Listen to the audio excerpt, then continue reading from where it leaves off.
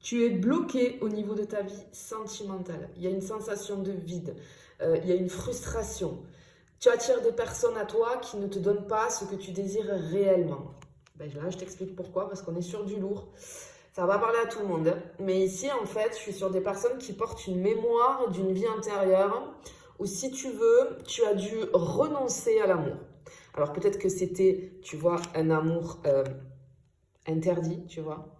Il y a le sens interdit ici, ça peut être ça.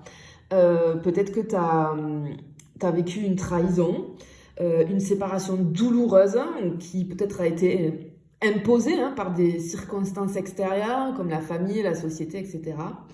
Et si tu veux, cette mémoire inconsciente, elle est restée enracinée dans ton âme, forcément, dans ton cœur aujourd'hui.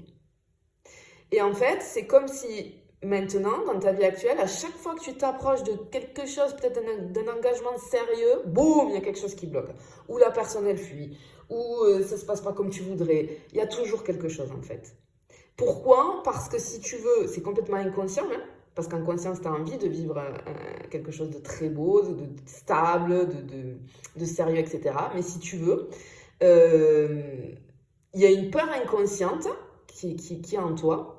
C'est-à-dire que l'idée, par rapport à cette vie intérieure, l'idée que l'amour fait mal.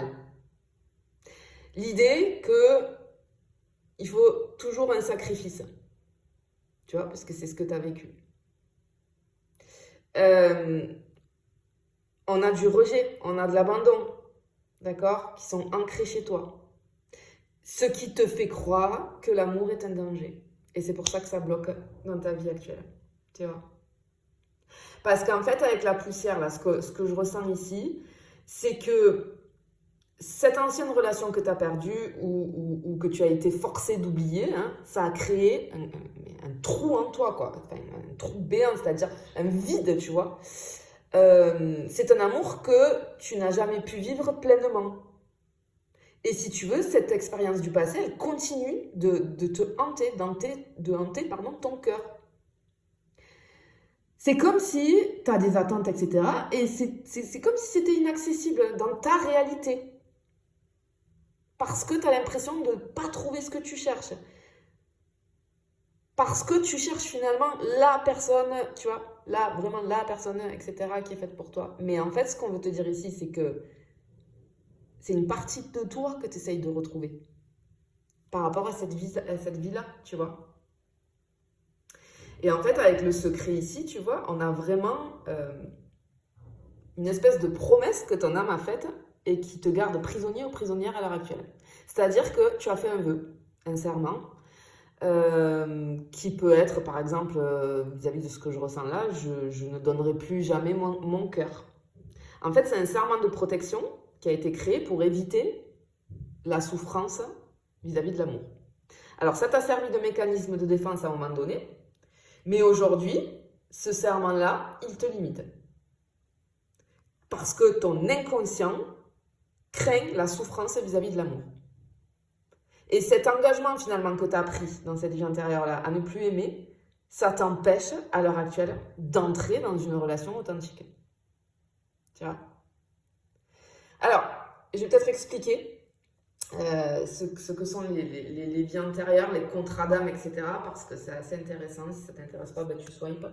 Il n'y a pas de souci avec ça. Mais ce que ça intéresse, et si ça te parle, en fait, tu restes et voilà, parce que peut-être que je peux te donner des clés. Alors, qu'est-ce que c'est une vie intérieure? Une vie intérieure, c'est une expérience que ton âme a vécue, si tu veux. En fait, il te faut imaginer ton âme comme un livre avec plusieurs chapitres. Chaque vie est un chapitre différent, avec une histoire, des leçons, des épreuves, des liens avec d'autres âmes. Et si tu veux, même si ton corps et ton identité changent à chaque incarnation, ton âme, elle garde des souvenirs et des émotions profondes de toutes ses vies passées. Et ces souvenirs-là, ils peuvent influencer ton présent. Mais c'est de façon complètement inconsciente. C'est pas palpable, d'accord? Donc par exemple, si dans une vie passée, tu as été trahi en amour, il se peut qu'aujourd'hui, tu aies une peur irrationnelle un petit peu de l'engagement. Tu vois, toutes ces personnes qui ont peur de l'engagement, c'est fortement possible qu'elles aient vécu des vies antérieures avec de la trahison. Si, par exemple, tu as été dans une vie antérieure rejeté, peut-être puni pour avoir exprimé tes idées, ben, aujourd'hui, tu peux avoir du mal à prendre la parole en public ou à assumer qui tu es, vraiment. C'est comme, en fait, si tu veux, si ton âme, elle garde une empreinte émotionnelle de toutes ces expériences qui se rejouent à chaque incarnation jusqu'à ce que tu les comprennes et que tu les libères. Et du coup, le serment et le contrat d'âme, qu'est-ce que c'est? Un contrat d'âme, si tu veux, c'est une promesse, un vœu que ton âme fait dans une de tes vies antérieures et qui continue d'agir sur ton présent. Ces contrats-là, ils sont souvent liés, tu sais, à des expériences assez fortes, hein, comme l'amour, la souffrance, la loyauté, la protection. On va beaucoup retrouver ces choses-là. Et il existe plusieurs types de contrats d'âme. On a les vœux de protection. Et je pense que là, on est sur un vœu de protection. Les vœux de protection, ça va être, je vais te le résumer en une phrase à chaque fois, je ne veux plus jamais souffrir en amour, je ne donnerai plus jamais mon cœur, je préfère être seule que de revivre cette douleur, etc., etc. Conséquence dans ta vie, tu risques fortement de ressentir un blocage vis-à-vis de l'amour, de fuir les relations ou alors d'attirer des partenaires indisponibles émotionnellement qui vont fuir et avec qui ça ne va pas fonctionner. On peut avoir aussi les vœux de sacrifice. Par exemple, je renonce à l'amour pour protéger quelqu'un. Je me dévoue entièrement aux autres et parce que je ne mérite pas d'être heureux ou heureuse. Conséquence dans ta vie, tu vas être quelqu'un qui va donner beaucoup, mais tu vas recevoir très peu. Tu vas t'oublier dans tes relations et tu vas toujours te sacrifier pour les autres. On peut avoir aussi les vœux de pauvreté ou d'humilité. Par exemple, au niveau de l'argent, je vivrai simplement, je ne mérite pas l'abondance. Parce que c'est ce que tu as cru, ce que tu as pensé à un moment donné dans une vie. Conséquence dans ta vie actuelle, tu vas être quelqu'un qui va lutter pour avoir de la stabilité financière et tu vas avoir du mal inconsciemment à accepter la réussite parce que ce qui est inscrit dans ton âme, en fait, c'est que tu n'es pas fait pour la réussite. Tu vois? Alors, comment on fait pour libérer ces contrats? C'est pas une fatalité, hein, les contrats d'âme. Hein. Ils peuvent être détectés, compris et annulés pour te permettre de retrouver ta liberté. Et comprendre tes vies passées et tes contrats d'âme, bah, ça va te permettre de débloquer des schémas répétitifs, que ce soit des schémas amoureux, financiers, émotionnels. Ça va te permettre de retrouver ton pouvoir personnel en te libérant des peurs complètement inconscientes, d'accord? Et créer une nouvelle réalité beaucoup plus alignée avec ce que tu veux vraiment vivre à l'heure actuelle. Mais ce qu'il faut garder en tête, c'est que chaque expérience est un enseignement, mais tu n'as pas à rester prisonnier ou prisonnière de ton passé. Tu as le pouvoir de réécrire ton histoire. D'accord? Et pour ça, tu vois, il y a plein de... Tu vas voir, des gens spécialisés là-dedans, des thérapeutes, etc. C'est rigolo parce qu'en ce moment, avec toutes les personnes que je suis là, en thérapie, en accompagnement, on fait beaucoup ça. C'est des moments très forts où je vais en fait, à partir de ton thème natal, je vais sortir le karmique qu'il y a et je regarde s'il y a des blocages et des contrats auxquels tu es encore lié. Je le fais beaucoup au niveau sentimental en ce moment là, c'est complètement fou. C'est des séances qui sont hyper intenses. Je pense que les personnes qui travaillent avec moi, vous pouvez en témoigner, parce que je sais qu'il y en a plein qui regardent les guidances. C'est des moments hyper forts. Voilà. Pour vous, hein, c'est beaucoup d'émotions qui ressortent, vous êtes touché, ben oui, parce que je suis allée mettre le doigt sur quelque chose dont ton âme se souvient, c'est pour ça que tu es touché comme ça. Hein, et que la libération, ben, y a des pleurs, etc., mais c'est fait pour libérer. Et à partir de là, comme je suis hypnothérapeute, tu le sais, et que l'écriture est assez facile pour moi, je crée un rituel de libération sous forme d'exercice de visualisation. Et là, c'est très, très, très fort et très intense où je te replonge dans cette vie intérieure et on va aller briser ce contrat, l'annuler complètement. Et c'est vrai que c'est fort. C'est des séances qui sont très, très fortes. Même pour moi, hein, c'est difficile hein, parce que je ressens vos émotions, ça me touche énormément. Déjà, quand je prépare la séance en amont et que je vois ce qui s'est passé dans tes vies antérieures, etc., c'est très...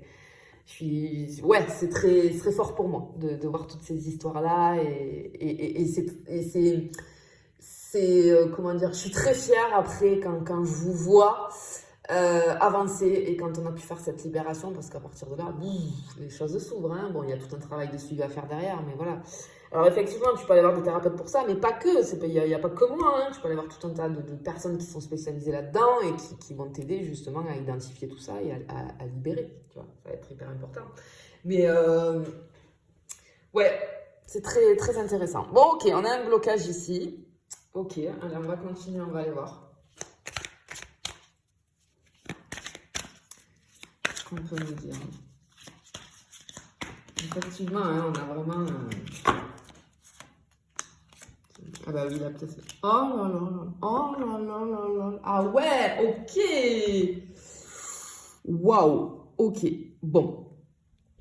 Alors, en fait, je pense que tu ressens une sensation de manque dans tes relations. Tu vois, tu te sens incomplet, incomplète. Comme s'il y a quelque chose qui te manquait et tu sais pas quoi. Ben, c'est comme, tu vois, un puzzle là, mais sans la pièce centrale. C'est exactement pareil, tes relations. En fait, ce qui se passe, c'est que tu ne t'autorises pas à aimer totalement. C'est dû à cette vie intérieure et à ce qui te bloque, à ce contrat d'âme. D'accord ? Mais ce qu'on te dit ici, c'est magnifique, c'est que le moment de compléter ton puzzle là, il arrive. Pourquoi ? Parce que regarde, on a une nouvelle rencontre qui va te faire prendre conscience de cette partie manquante chez toi.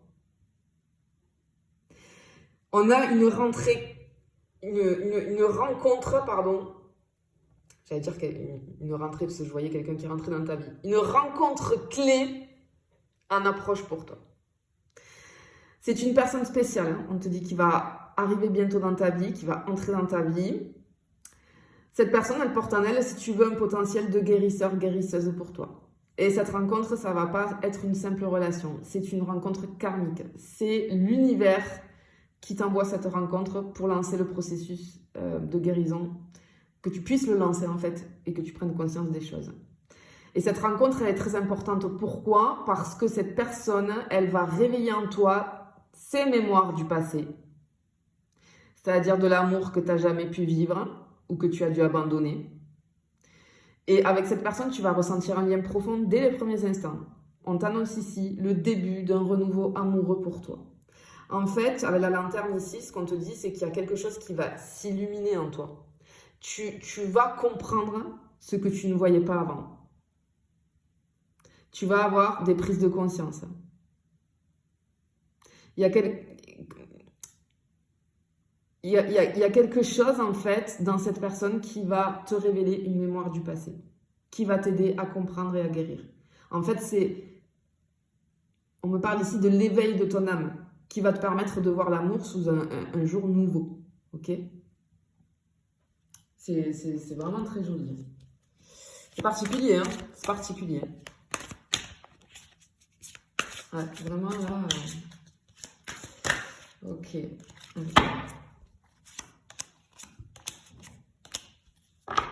Ah oui. Regarde ça. Ok.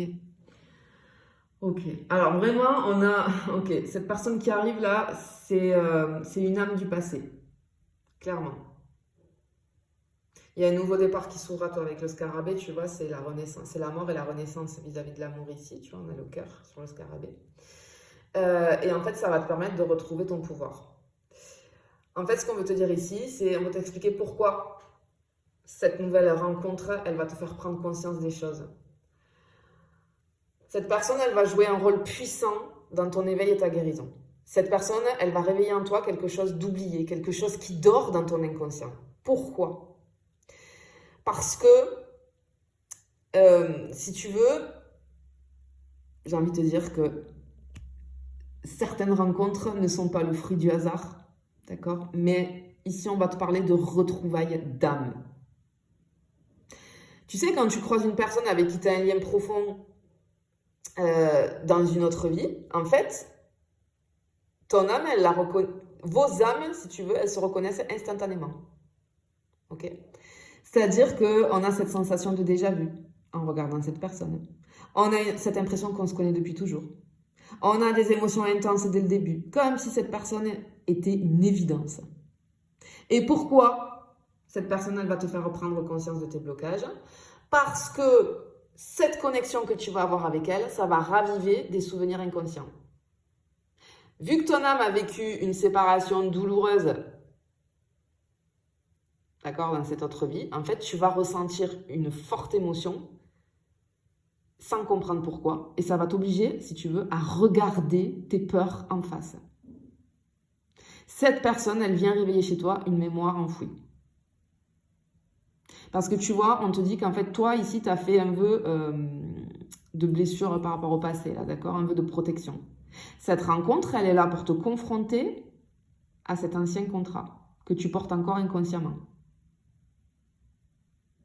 Tu vois? Et en fait, dès que tu vas croiser le regard de cette personne, il y a tout qui va revenir inconsciemment. C'est-à-dire que tu vas ressentir peut-être une peur inexpliquée de t'ouvrir complètement. Tu as des souvenirs qui vont émerger sous forme de rêve ou à travers des émotions très très fortes. C'est un réveil émotionnel, si tu veux, qui va te pousser à comprendre ce qui te bloque. Cette personne, ça va être un déclencheur, une clé pour ta guérison. Le but de cette personne, c'est pas de rejouer la même souffrance, d'accord, mais de briser le cycle. C'est-à-dire de rompre ce contrat qui t'empêche d'aimer librement, de guérir la blessure de séparation ou de rejet, de réécrire une nouvelle histoire basée sur l'amour et non sur la peur. Et cette personne, elle va changer ta vision de l'amour. Pourquoi? Parce qu'elle va te montrer que c'est pas l'amour qui est dangereux, mais que c'est les vieux schémas qui t'empêchent d'y croire en fait. Cette personne, si tu veux, elle va être un miroir qui va t'aider à voir clairement ce que tu dois libérer. Clairement, on t'annonce ici une rencontre qui est destinée à t'éveiller. Cette personne, elle entre dans ta vie pour une raison précise, te révéler à toi-même. Elle est un messager du destin, une âme que tu as connue avant et qui revient pour t'aider à avancer. C'est juste incroyable, c'est juste magnifique. Vraiment. Je te le souhaite en tout cas, je te fais des bisous, je te dis à bientôt.